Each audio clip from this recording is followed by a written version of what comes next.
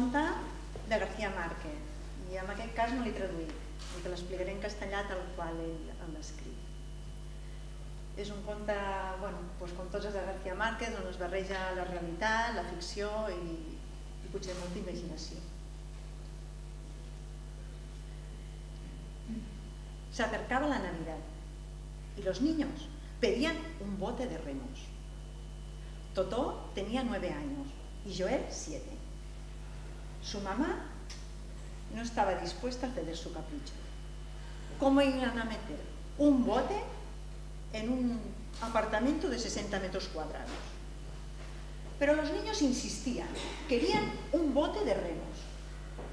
Su papá, para calmar los ánimos, les prometió que cuando volvieran a Cartagena de Indias, les regalaría un bote. La casa de Cartagena tenía un patio muy amplio y un pequeño embarcadero sobre el lago. Pero los niños insistían, lo queremos aquí y ahora, un bote de remos. Y su papá les prometió que si sacaban muy buenas notas, les compraría el bote de remos. Totó y Joel se convirtieron en los mejores alumnos de su clase. Y una tarde llegó su papá con un gran paquete, tan grande que no cabía en el ascensor.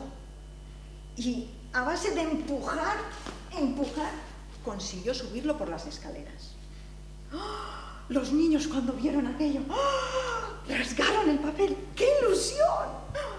Un fantástico bote de remos, con sus asientos de madera, sus remos de madera, su brújula y su sextante. Al cabo de un rato, los niños recogieron el paquete y lo metieron en la habitación de servicio. Su mamá no entendía qué hacía un bote en la habitación de servicio. Pero ese miércoles, cuando sus papás se fueron al cine como cada miércoles, los niños quedaron dueños y señores de su casa. Cerraron ventanas, puertas, y en la habitación de la salita, ¡cling!, rompieron una bombilla. De la bombilla empezó a salir una luz fresca, brillante, y dejaron que se llenara el apartamento hasta 4 palmos. Entonces los niños sacaron el bote de remos y se dispusieron a navegar. Así aprendieron a orientarse con la brújula, a leer el sextante y a no embarrancar entre los muebles. Al cabo de unas semanas, los niños pidieron un equipo de pesca submarina. ¡Jo! Su mamá no estaba dispuesta a ceder tal capricho, pero su papá les prometió que si se sacaban muy bien el curso, les compraba el equipo de pesca submarina. Así que acabó el curso y Totó y Joel fueron los mejores alumnos de la escuela. Y su papá una tarde llegó con 2 paquetes iguales. Cuando los niños vieron aquello, un equipo de pesca completito, con sus aletas, su bombona, su mascarilla y su fusil de aire comprimido. Los niños al rato recogieron el paquete y a la habitación de servicio. Ese miércoles, mientras sus papás veían El último tango en París, los niños, de nuevo, ¡cling!, rompían una luz. Esta vez dejaron que el apartamento se llenara hasta 4 brazos, de tal manera que los muebles empezaron a flotar. Las sillas, el sillón, la mesita pequeña, empezaron a flotar. Pero Totó y Joel se iniciaban en el arte de la pesca submarina y encontraban tesoros escondidos de tiempos remotos. Pero cuando llegaron sus papás, Totó y Joel eran dos angelitos durmiendo en sus camas.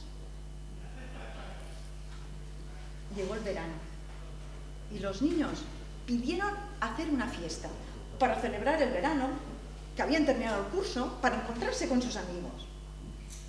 Y sus papás interpretaron aquello como un signo de madurez y les dejaron hacer la fiesta. Ese miércoles, mientras sus papás veían la guerra de Argel, en el 5º piso se organizaba una fiesta magnífica. Pero desde la calle algo extraño estaba sucediendo. En la fachada del número 47 desbordaba una luz brillante, parecía una cascada. Y tal era la cantidad de luz que acabó encauzándose en el paseo y siguiendo camino abajo. Alguien llamó a los bomberos urgentemente. Cuando los bomberos pudieron entrar en el apartamento, se encontraron el apartamento a rebosar. Los muebles estaban flotando. La televisión estaba flotando. Las botellas de licor estaban flotando. Del cuarto de baño salían los cepillos flotando, las pastillas de mamá. En la cocina, los cuchillos parecían suspendidos. Al final del corredor, el bote de remos, con Totó a proa y Joel a popa. Uno todavía con la mascarilla puesta y el otro agarrado a los remos. En todo el apartamento, 37 cuerpos flotaban inmortalizados en su última travesura.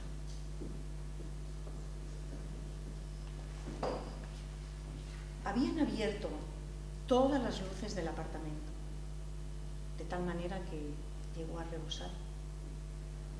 Y todo el cuarto curso, de San Julián el Hospitalario, se ahogó en el 5º piso del número 47 del Paseo de la Castellana.